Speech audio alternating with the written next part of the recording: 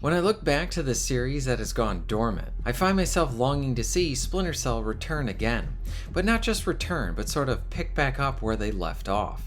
Like a best friend that I haven't seen in ages, and now we are hanging out again and it feels like no time has passed. That's what I want when I see this type of stuff. Oddly enough, this does involve stealth action games. It's a genre that had a really great period where everyone wanted to take a stab at it, but even with that heightened popularity, I think this niche genre has very much always been niche, and even today, if you're really looking for a true stealth game. I miss titles like Tenchu, and especially Siphon Filter, games that could benefit from another entry.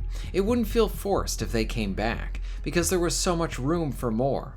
Splinter Cell is another series where I look at it and see all of those wonderful games. Yes, I am a Splinter Cell fan that loves each entry, but I see how the series had or has so much more room for more entries. But who knows if we're ever going to have a proper game again. So if that day never comes, we at least will have an entire great series of games that have aged like fine wine. We all know that the first entry may not be the most refined of the series, and they got better as they went along. But with that initial formula hitting perfection with Chaos Theory, but you know, you gotta start from somewhere, and where they started was very, very, very good.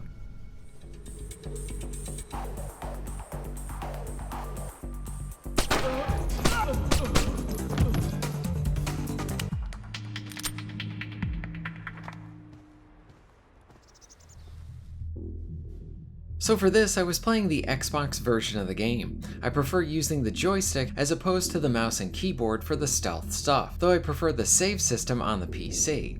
This is why we need a remaster, little touches like that. But anyway, yes, Splinter Cell. Returning back to this title has been such a joy, both from a gameplay perspective and a story perspective as well. Little on the story, you play as Sam and you're working with your team to try and stop a global threat that ends up being World War III at one point. The narrative is very plot driven, which works great for the game. It's old style video game writing. Something that stood out to me was how stoic Sam is as a hero. There's a lot expressed through how Ironside delivers those lines. Even at a more emotional moment, Sam cares about the people a lot, but realizes how he needs to complete his missions too. It's small moments like this, or the brief moments he has with his daughter, where you can see the more warmer side of him.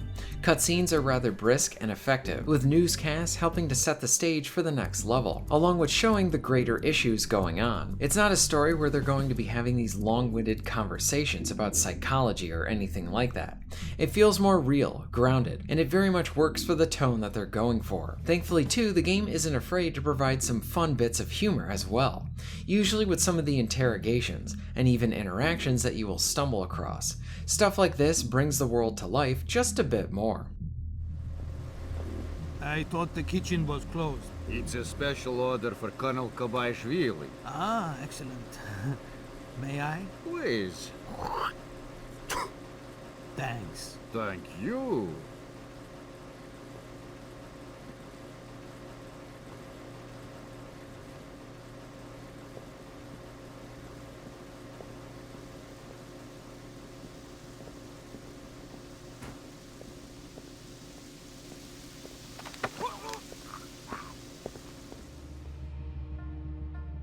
Splinter Cell is a stealth game. This is not a run and gun game.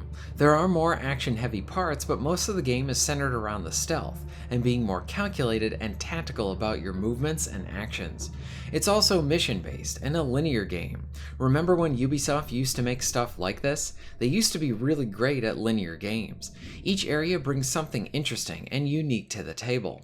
Maybe you might need to contend with more light in one area, like you are infiltrating at dusk. Another might restrict your weapons, another limits how many alarms you can have, and then a lot of changes in the setting as well. You might be sneaking through a foreign embassy, a presidential palace, urban areas, and a lot more.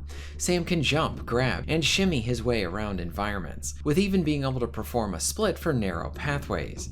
You'll be playing around with and monitoring and staying in the dark. That is where you are at your most powerful, and have those options to then consider what your next course of action is. I do like how this game very much makes you feel like you are at your strength while in the dark, and for when you are exposed you feel you're most vulnerable. There are firearms to use, one gun pretty much being a Bond weapon with all the functions that it has, but outside of a few instances the game will not really encourage direct gun fights. If you do need to get into them, you have a wealth of tactical options to use. It is important as well to make that distinction that you can opt to knock out most henchmen, or even kill them if you want to, and then really to make it very sneaky you can just slip by and never even hurt anybody. While this is a linear game, there are still plenty of situations where the player can choose how to get through it. While other areas have more options than others, it makes for some fun replay value. Like if you opt to take out a guard on one playthrough, you could just miss them on the second one, and then sneak through a window and move in unnoticed. Watch it!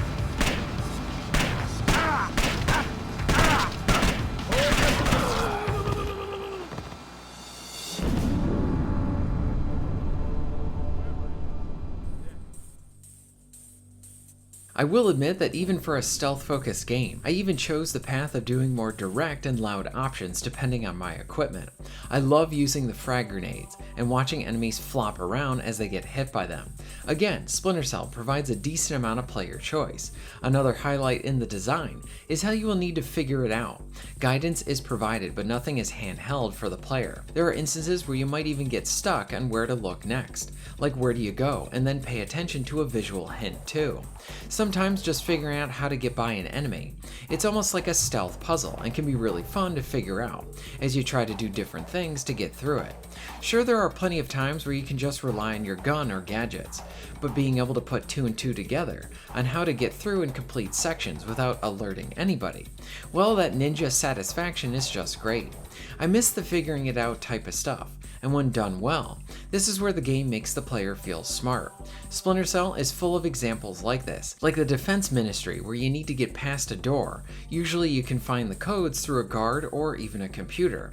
At one point you're in a small area, and there isn't many places for you to go, yet there is nothing providing you with that code. I was like, what am I supposed to do? What am I missing? Well, on the table in an office is a piece of paper with the actual code on it, and you can find it there. Enter it in, and now the door is open. Small fun moments like this stay with you, even if it involves you trying to just get past a door. For a mostly awesome experience, there are some smaller moments that pop up here and there, where I think the game could have benefited from a little bit more improvement. The pistol accuracy is just a bit off, even if you are standing still and dead set on a light, and you can fire and still miss. I also did have an instance of a wall mine lighting a guy on fire, but it didn't kill him. Another time I got shot a bunch while watching a cutscene. There's some other stuff related to how the Xbox version only has checkpoints and no manual saving. While not an issue on PC, this is where I would love the option to come to consoles, maybe for a remaster, blending all of the versions together with all the benefits. One can dream.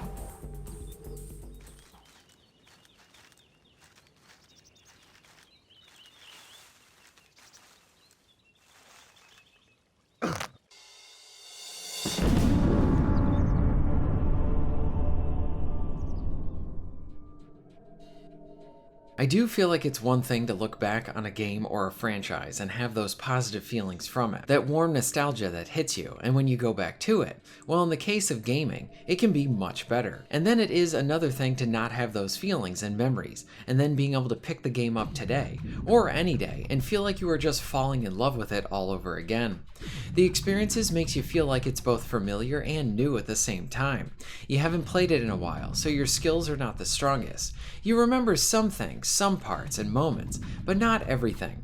It's kind of like you had a dream. It's a bit disjointed, but a welcome one. And then playing it, it all comes together, and in the best cases, the magic is happening again, kind of like you're playing it for the very first time.